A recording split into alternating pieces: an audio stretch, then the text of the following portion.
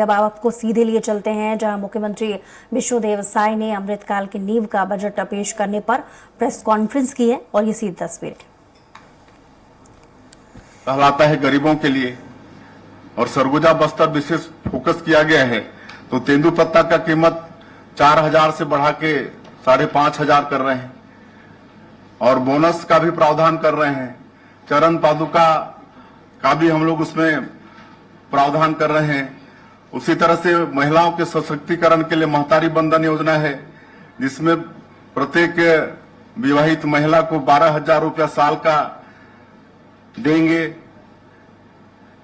उसी तरह से किसानों के लिए कृषि उन्नति योजना में जो 3100 रुपया देने की बात किए हैं, तो उसके लिए 10,000 करोड़ का प्रावधान किए हैं।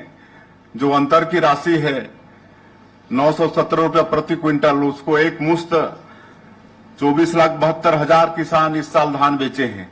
उनके खाते में 10,000 करोड़ रुपया हम लोग इकट्ठे भेजने वाले हैं। 5 हार्स पावर तक किसानों को मुफ्त में बिजली देंगे। इसके लिए 3,500 करोड़ रुपए का प्रावधान हमारे बजट में किया गया है। और ग्रामीणों के लिए प्रधानमंत्री आवास, इसके लिए द्वितीय अनुपूरक में 3,800 करोड़ रुपया का प्रावधान।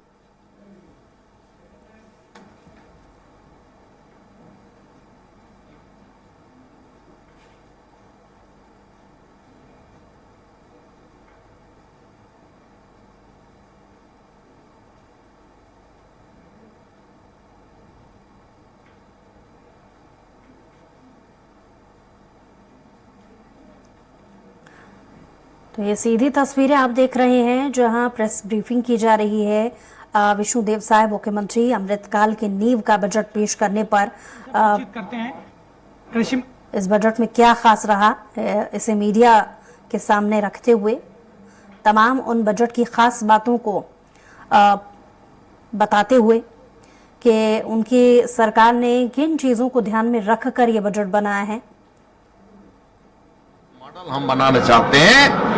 छत्तीसगढ़ को देश में सबसे आगे ले जाने की दिशा में ले जाने वाले बजट है, जिसके लिए हम लोगों ने जो 10 सेक्टर जो घोषणा हुआ है, 10 सेक्टर में काम करते करते छत्तीसगढ़ को एक मॉडल स्टेट के रूप में विकसित करने का बजट है। आपके भी विभाग को काफी प्राथमिकताएं दी गई है, कई बड़ी घोषणाएं हुई है। आभार, बहुत बहुत धन्यवाद माननीय मुख्यमंत्री जी का और माननीय वित्त मंत्री जी का, जिन्होंने सभी सेक्टर को विशेष प्राथमिकता देते हुए इसमें बजट में प्रावधान किया। वही आपका छत्तीसगढ़ का उत्तरी हिस्सा सरगुजा संभाग और दक्षिणी क्षेत्र में बस्तर संभाग में वहां किसी प्रकार का कमी न रह जाए और विकास के रास्ते में सभी आगे बराबरी के दौड़ में आगे आ सके, इसलिए वहां के लिए बेहतर योजना लाने का प्रयास कर रहा है। कुछ नया नहीं है। विपक्ष इसलिए कह रहा है कि हमारे यहाँ नरवा गरुआ घुड़वा बाड़ी जैसे भ्रष्टाचार का अड्डा बनने वाला नहीं है, बल्कि उन भ्रष्टाचारियों के ऊपर नकेल कसने वाला बजट है। और इसमें सभी सेक्टर को विशेष योजना के माध्यम से हम भ्रष्टाचार मुक्त सरकार देने का काम हम करेंगे। इस प्रकार की योजना हम बना के ला रहे हैं। ये हमारे साथ थे कृषि मंत्री रामेश्वर नेताम, जिनका साफ तौर पर कहना है, बजट को लेकर उन्होंने प्रतिक्रिया दी और उनका कहना है कि सभी सेक्टरों को इस बजट के माध्यम से ध्यान दिया गया है। इसके अलावा जो विपक्ष के तरफ से बयान आ रहा है कि बजट में कुछ खास नहीं है, नया नहीं है, उसको लेकर भी उन्होंने विपक्ष के खिलाफ तंज कसा है। कैमरामैन गणेश निषाद के साथ हेमंत शर्मा, स्वराज एक्सप्रेस, रायपुर। तो बजट भाषण खत्म हो चुका है। वित्त मंत्री ने अपना भाषण देने के दरमियान ये बार बार उन्होंने कहीं ना कहीं जिक्र किया है कि अमृतकाल की नींव का ये बजट है। और ठीक इस बजट भाषण के खत्म हो जाने के बाद, विधानसभा का सत्र खत्म हो जाने के बाद प्रेस ब्रीफिंग मुख्यमंत्री की तरफ से की गई, जिसकी लाइव तस्वीरें कुछ देर पहले आपने देखी, जिसमें अपने बजट की खासियतों के बारे में मुख्यमंत्री कहते हुए नजर आए। उन्होंने कहा कि विकास से जोड़कर कहीं ना कहीं तकनीक को खास तरजीह इस बजट में दी गई है और इसके अलावा शिक्षा को लेकर के खास तरजीह इस बजट में दी गई है। यानी अपनी संज्ञा देते हुए उन्होंने इसे अमृतकाल का बजट कहा है।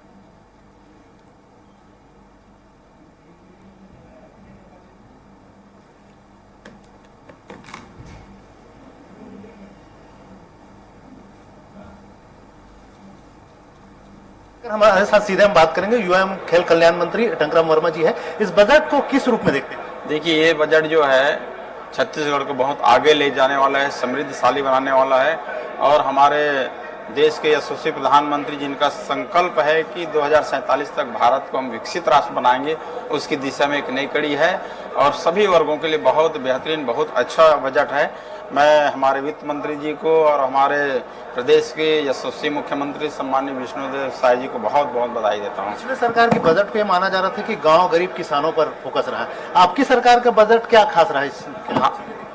हमारे सरकार का जो बजट जो है सभी वर्गों के लिए, गांव के गरीब के लिए, किसान के लिए, मजदूर के लिए, महिलाओं के लिए, सभी के लिए, सबको साथ लेके चलें, सबका साथ सबका विकास। खासकर आपकी विभागों की बात करें, युवा एवं कल्याण, खेल, इसके लिए क्या क्या प्रावधान किए गए प्रमुख रूप से? बड़े बड़े देखिए, हमारे विभाग में छत्तीसगढ़ की जो उत्कृष्ट प्रतिभा है उसको आगे बढ़ाने के लिए छत्तीसगढ़ की जो क्रीड़ा प्रोत्साहन योजना शुरू किए हैं, उसमें सब युवाओं को हम आगे ले जाएंगे। तो ये थे युवा एवं खेल मंत्री टंकराम वर्मा जी। इनका साफ तौर पर कहना है कि ये जो बजट है वो छत्तीसगढ़ की विकास और विजन को बढ़ाने वाली बजट होगी। कैमरा पर्सन भूपेंद्र के साथ स्वराज एक्सप्रेस के लिए रायपुर से दिलीप साहू। सर, आज विष्णुदेव सर दयालदास बघेल जी हैं, इनसे सीधा जानेंगे, चर्चा करेंगे। ये बजट आपके नजर में किस रूप में रहा, किस तरह खास रहा?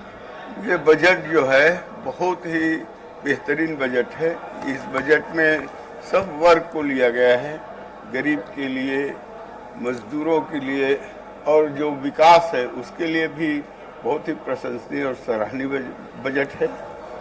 जो खास करके आपके विभागों की बात करें तो क्या क्या प्रमुख प्रावधान? मेरे विभाग के लिए जितना है, गरीबों के लिए है, राशन सामग्री का वितरण है, धान खरीदी का है, ये सब मेरे विभाग के लिए भी बजट में दिया गया है। मैं तो माननीय मुख्यमंत्री जी को और माननीय वित्त मंत्री जी को आभार व्यक्त करता हूँ जिन्होंने बहुत ही बेहतरीन बजट बनाया है। सब टेक्नोलॉजी को बढ़ाने की बात की, हर क्षेत्र में टेक्नोलॉजी को भी बढ़ावा, वो टेक्नोलॉजी को भी बढ़ाने का काम यानी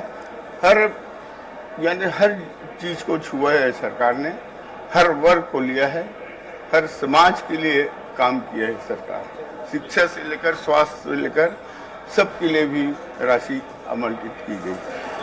तो ये थे खाद्य मंत्री दयालदास बघेल जी। इनका साफ तौर पर कहना है कि इस बजट में उन तमाम चीजों को छूने का प्रयास किया गया है जो प्रदेश की विकास और प्रदेश की जनता के लिए, बेहतरी के लिए आगे कारगर साबित होगा। कैमरा पर्सन भूपेंद्र के साथ स्वराज एक्सप्रेस के लिए रायपुर से दिलीप साहू। विष्णुदेव साय सरकार की आज पहली बजट प्रस्तुत हुई है, क्या खास रहा आपकी नजर में? 1,47,000 करोड़ का बजट है, 22% पूंजीगत व्यय में वृद्धि है और जितनी मोदी जी की गारंटी है सबका प्रावधान है और ऐसा कोई क्षेत्र नहीं है जिसको स्पर्श नहीं किया गया। पिछला सरकार गांव गरीब किसानों पर फोकस करने की बात कही जा रही थी, इस बजट को, आपकी सरकार के बजट को क्या मानते हैं, किन चीजों पर प्रमुख रूप से फोकस किया? आपने पूरी बजट भाषण सुना हो तो गाँव को, गरीब को, युवाओं को, किसान को केंद्रित करके बनाया गया है। टेक्नोलॉजी की बात ज्यादा की गई कि हर क्षेत्र को हम टेक्नोलॉजी से जोड़ेंगे, इस तरह की। उनके लिए लगभग 260 करोड़ रुपए का बजट है और टेक्नोलॉजी से जोड़ने से पारदर्शिता आएगी, जवाबदेही आएगी, करप्शन कम होगा। तो ये थे अजय चंद्राकर जी। इनका साफ तौर पर कहना है कि ये जो बजट है वो सभी वर्ग को ध्यान में रखते हुए लाया गया है। कैमरा पर्सन भूपेंद्र के साथ स्वराज एक्सप्रेस के लिए रायपुर से दिलीप साहू। विष्णुदेव सरकार की बजट प्रस्तुत हो गई है। करीब 1,47,500 करोड़ रुपए की बजट प्रस्तुत हुई है और पिछले बजट से इसे 22% अधिक बजट प्रस्तुत हुई है। इसको लेकर हमारे साथ कांग्रेस के विधायक कुंवर सिंह निषाद जी हैं, सीधा चर्चा करेंगे, जानेंगे ये बजट को किस रूप में देखते हैं। बजट को किस रूप में देखिए अलग बात है। सबसे बड़ी बात पूंजीगत होती है और राजस्व है। इन्होंने 20% वृद्धि की बात की है। सबसे पहली बात कि जिस हिसाब से छत्तीसगढ़ की जनता ने एक विश्वास और उम्मीद के साथ इन्हें अपना नेतृत्व सौंपा था, लेकिन मुझे नहीं लगता कि ये किसानों के साथ, मजदूरों के साथ, गरीबों के साथ और खासकर उन माताओं बहनों के साथ न्याय करेंगे जिनका इन्होंने वादा किया था। ये बजट निरर्थक एक कोरा है। छत्तीसगढ़ की जनता को झुंझुना पकड़ाने का काम इन्होंने किया। इनका दावा है कि हर क्षेत्र में, चाहे कृषि के क्षेत्र हो, शिक्षा के क्षेत्र हो, टेक्नोलॉजी के क्षेत्र हो, ग्रामीण व्यवस्था की बात करें, सभी क्षेत्रों में बजट में बड़ा प्रावधान किया है और उनका दावा है कि आने वाले समय में यह एक विजनरी बजट है, ऐसा कहना है। प्रावधान रखना अलग होता है, उसको कितना इम्प्लीमेंट। और इसी के साथ बुलेटिन में इतना ही। कुछ और खबरों के लिए देखते रहिए स्वराज एक्सप्रेस।